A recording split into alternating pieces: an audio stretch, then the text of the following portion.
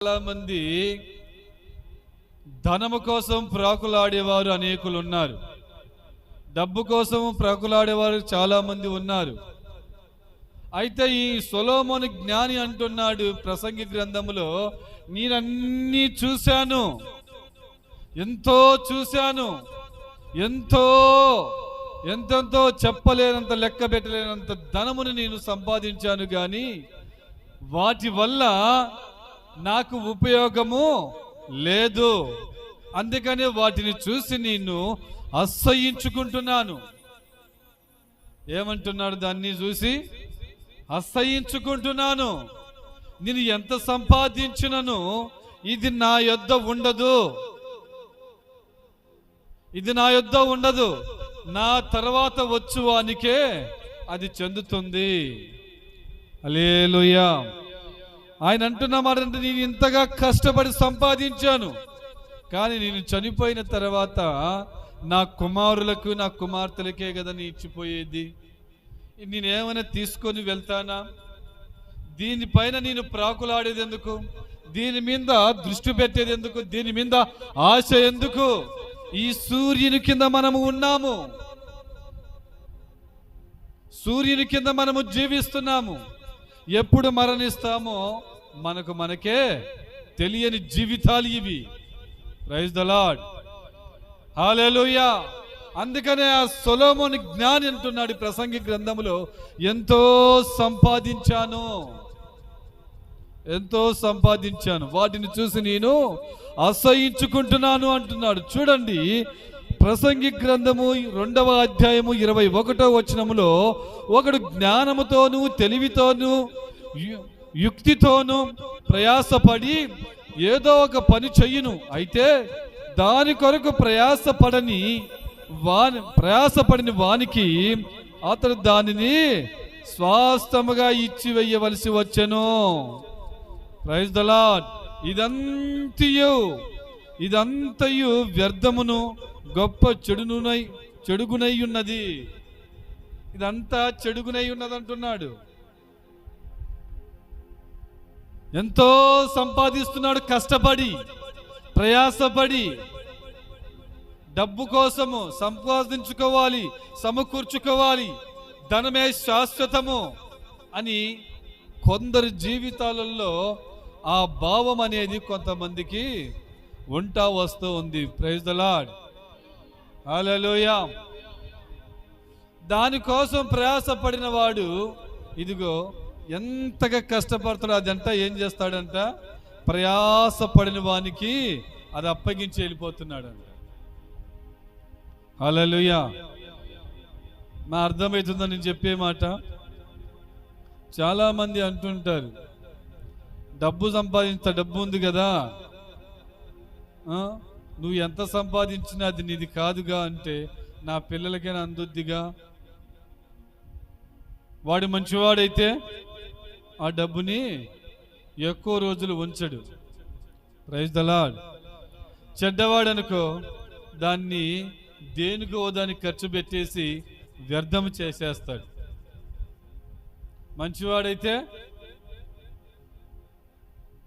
మంచివాడైతే అది ఆ డబ్బు మీద ఆ వ్యక్తికి ఆశే ఉండదు. చెడ్డోడనుకో, ఈ డబ్బు వల్ల ఏంటి ఉపయోగం? హల్లెలూయా. మరణము సంభవిస్తుంది, రేపు ఉదయానికి ఆ వ్యక్తి చనిపోతున్నాడు. అది దేవుని గ్రంథం ముద్రించబడిందంతే, ఇంకా చనిపోతున్నాడు. ఆ వ్యక్తికి నీ దగ్గరున్న డబ్బుతో ఆ వ్యక్తిని కాపాడగలుగుతావా? Praise the lord. నీ దగ్గర ఉన్న డబ్బుని ఆ మనిషిని కాపాడలేదు, అయిపోయింది, దేవుడు ఆజ్ఞ ఇచ్చేస్తాడు, ఈ మనిషి చనిపోతున్నాడు. నిన్న రాత్రి అంటే నిన్న ఉదయం మాకు తెలిసిందంటే, మొన్నటి రాత్రి ఒక దైవజనుడు చనిపోయాడు. ప్రకాశం రాజు ఏదో ఉంది ఆయన పేరు, దైవజనుడు. ఎన్నెన్నో దేవుని ప్రసంగాలు, వందల్లో వేలల్లో దేవుని వర్తమానాలు అనేకులకు ప్రకటించాడు ఆయన. ఆయన చనిపోయే టైం వచ్చేసింది. దేవుడు పిలుచుకుంటున్నాడు. ఆయనకు ముద్ర వేసేస్తాడు ఇంకా ఆ వ్యక్తి గురించి. అతను చనిపోయాడు, హఠాత్తుగా చనిపోయాడు. నేను ఆయన ప్రసంగాలు చాలా విన్నాను, చాలా వీడియోలు చూశాను కూడా ఆయన. కానీ మరణము వచ్చేస్తుంది, కానీ డబ్బు ఆయన్ని కాపాడలేదు. ఆయన దగ్గర చాలా డబ్బు ఉంది, ఆయన టీచర్, ఆయన దగ్గర చాలా డబ్బు ఉంది, కానీ ఆ డబ్బు ఆయన్ని కాపాడలేకపోయింది. ప్రైజ్ ద లార్డ్, హల్లెలూయా. దాన్ని అసహించుకుంటున్నాడంట ఈ ప్రసంగి గ్రంథంలో సొలొమోను. హల్లెలూయా. మనకు డబ్బు శాశ్వతము కాదు, దేవుడే మనకు శాశ్వతం. దేవునికి స్తోత్రం. ప్రసంగి గ్రంథము 2వ అధ్యాయము 17వ వచనములో చూడండి. ఇది చూడగా సూర్యుని క్రింద జరిగినది నాకు వ్యసనము పుట్టించను, అంతయు వ్యర్థముగాను ఒకడు గాలికై ప్రయాసపడినట్టుగాను కనబడును గనుక బ్రతుకుట నాకు అసహ్యమాయను. సొలొమోను అంటున్నాడు, ఇదిగో ఇదంతా నేను చూసా, బ్రతకటం ఎందుకు, వేస్ట్ అంటున్నాడు. అది వ్యర్థమే. అయితే ఈయన చేస్తే అన్ని ఎలా ఉంటున్నాయంటే, ఈ ప్రసంగి గ్రంథంలో ఈ సొలొమోను ఆయన సుఖములో తక్కువ లేదు, రాజరికములో తక్కువ లేదు, పనివారు తక్కువ లేరు, భార్యలు తక్కువ లేరు. ఆయన కోరుకున్నంత మంది భార్యలు ఉన్నారు ఈ సొలొమోనుకి. హల్లెలూయా, హల్లెలూయా. పిల్లలు సర్వసమృద్ధిగా ఉన్నారు. పిల్లలు అన్నీ ఉన్నను ఈయన ఏం చేస్తున్నాడో తెలుసా? తన జీవితం మీద తనకే విరక్తి కలుగుతూ వస్తుందంట. అసహించుకుంటున్నాడు జీవితం గురించి. నిజమే.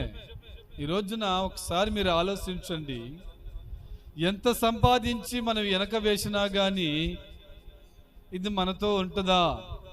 హల్లెలూయా. శాశ్వతమైనది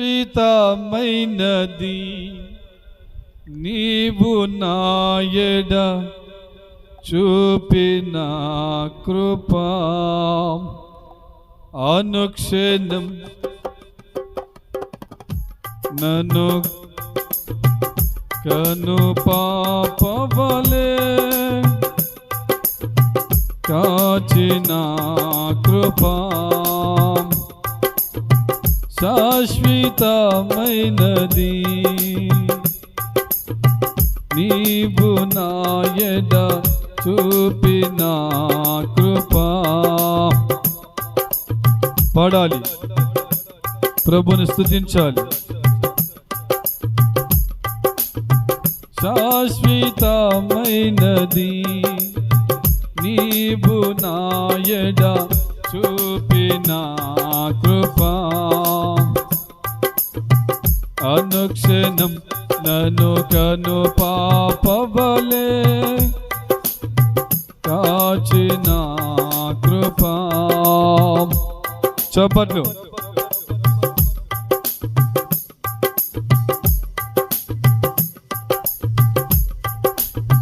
నీకు బహుదూరమైన నన్ను చేరదీసిన నా తండ్రివి, నీకు బహుదూరమైన నన్ను చేరదీసిన నా తండ్రివి, నిత్య సుఖ కాంతి నాకు నీదు కౌగిలిలో, నిత్య సుఖ కాంతి నాకు నీదు కౌగిలిలో, శాశ్వతమైనది నీవు నాయడ చూపిన కృపా. చప్పట్లు, అందరూ చప్పట్లు కొట్టి ప్రభువును స్తుతించుకుందాం. తల్లి తన బిడ్డలను మరచిన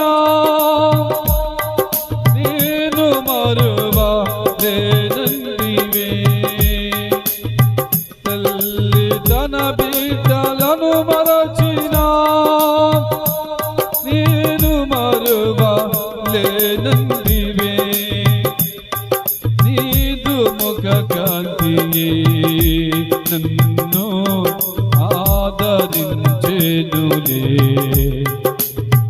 నీదు ముఖ కాంతియే నన్ను ఆదరించెనులే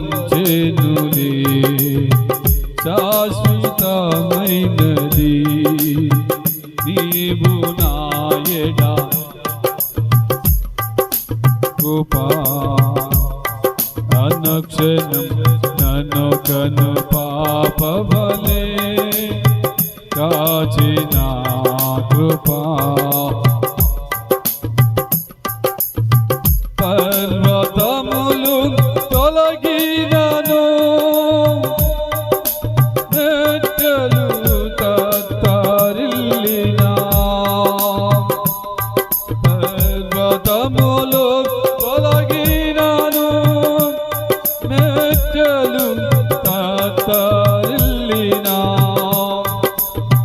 నా కృప నిన్ను వీడదాని అభయమిచ్చితివి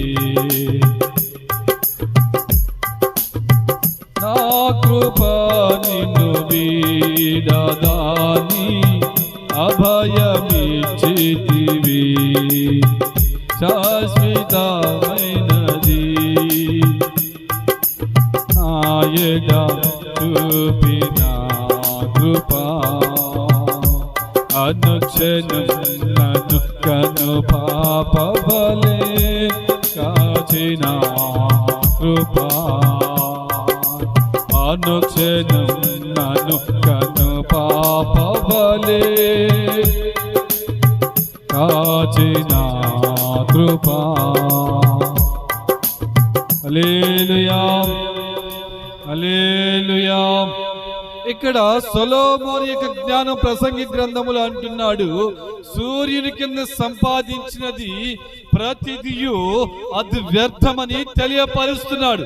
అయితే మత్తయి సువార్తలో ప్రభు అంటున్నాడు, మత్తయి సువార్త 11వ అధ్యాయము 28వ వచనములో ప్రభు ఇలాగూ హెచ్చరిస్తున్నాడు మనతోటి.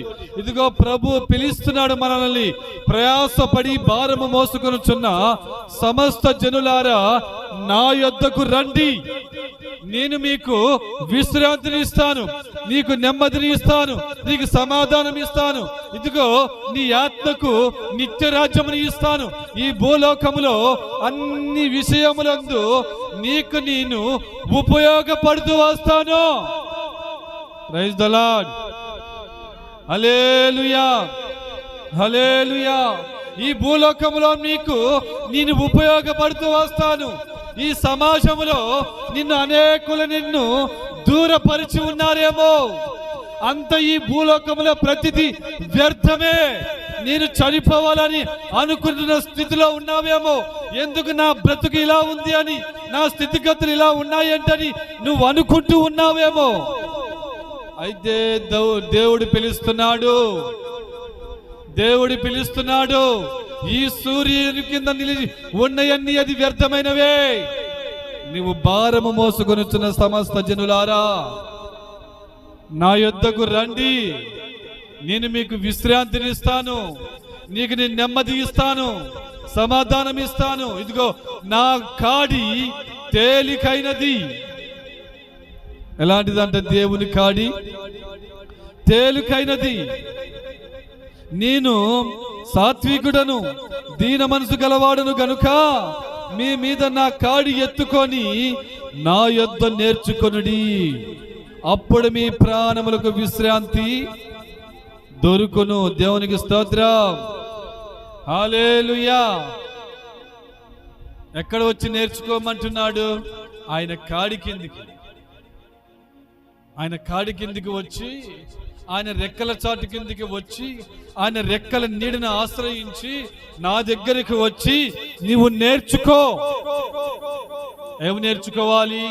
వాక్యము నేర్చుకో, పరిశుద్ధత నేర్చుకో, నీ భారము తీసివేసుకో, నీ పాపములన్నీ తొలగించుకో, నీలో ఉన్న దోషములన్నీ తీసివేసుకో, నీలో ఉన్న గతములో పూర్వములో చేసిన పాపాలన్నీ అవన్నీ ప్రభువా నన్ను క్షమించయ్యా అని ప్రభువా నన్ను క్షమించయ్యా, నా దోషములు నాలో నుంచి తీసివేయి, నా బిడ్డల మీదికి రాకుండా, నా కుటుంబం మీదికి రాకుండా నీవు వచ్చి నా దేవుని మందిరావరణంలో నీవు ఉండి ప్రయాసముతో భారముతో ఉన్న నీవు, నీలో ఉన్న ఉత్మతులు ఏవైతే చెడు ఉత్మతులు ఉన్నాయో వాటన్నిటిని తీసివేయి ప్రభువాని నీవు ప్రార్థించి నీలో ఉన్న భార పాపములన్నీ తీసివేసుకోమని ప్రభు పిలుస్తున్నాడు. హల్లెలూయా,